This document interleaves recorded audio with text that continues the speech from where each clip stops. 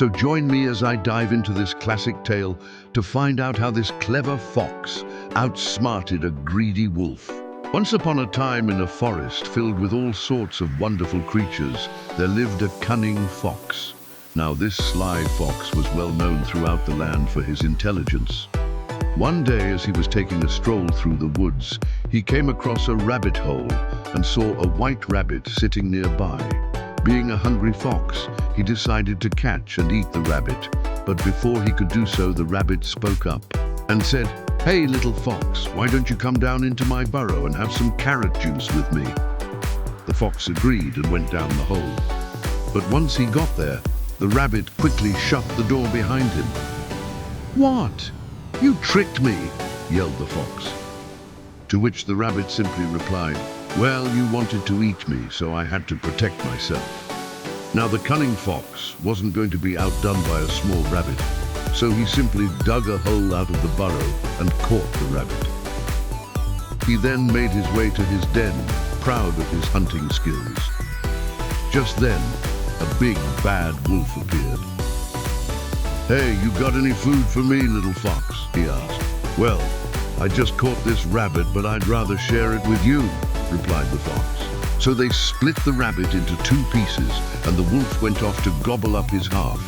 Now, this greedy wolf wanted more, so he returned to the fox and demanded that he hand over the rest of the rabbit. But the fox refused. "Why should I? You already have your half," he said. The wolf was furious. "Hand it over now or else," he growled, baring his sharp teeth. Now, despite being scared, the cunning fox knew that if he gave in to the wolf's demands, he would be next on the menu. So he played along. Okay, you win," said the fox. "But how am I supposed to eat it? It's too big for me." "Oh, don't worry," said the wolf. "I know just what to do." With that, the wolf picked up the rabbit and carried it to the stream nearby. "Wait here," he told the fox, "while I wash it off." Then he crossed the stream and dropped the rabbit on the other side. The wolf then turned around and told the fox, "All right, little fox, it's time for you to bring back my dinner." But the fox replied, "You want me to bring it back? How? The stream has risen and the rabbit is stuck on the other side." "Oh, silly me," said the wolf. "I forgot that the stream would rise after a heavy rain."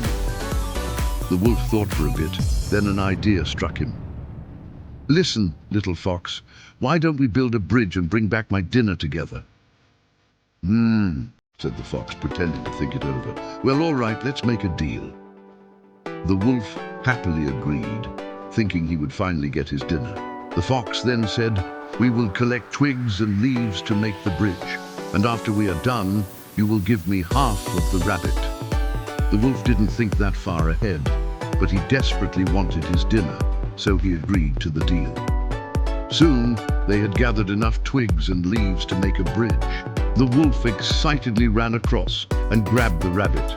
But just as he was about to turn back, the fox said, "Hey, wait a minute, you promised me half the rabbit." The wolf was furious, but remembering their deal, he reluctantly tore the rabbit in half and threw the other half back to the fox. Then he proudly trotted away, dinner in his mouth. Now, this was a small price to pay for such a clever plan. As the wolf walked into the forest, he noticed that all the animals were watching him from a distance. Confused, he tried to ask them what was wrong, but they just pointed their paws and tails at his mouth. The wolf looked down and realized that he had been so focused on getting his dinner that he had forgotten to take his foot out of the rabbit. So there he was, walking with half a rabbit in his mouth and half of it stuck to his foot. All the animals burst out laughing, and the wolf, feeling humiliated, ran away as fast as he could. From that day forward, the wolf learned to be more mindful and not give in to his greed. And the fox became known throughout the forest for his intelligence and cleverness. And that's the end of our story. Do you think the fox deserved the rabbit? Why or why not?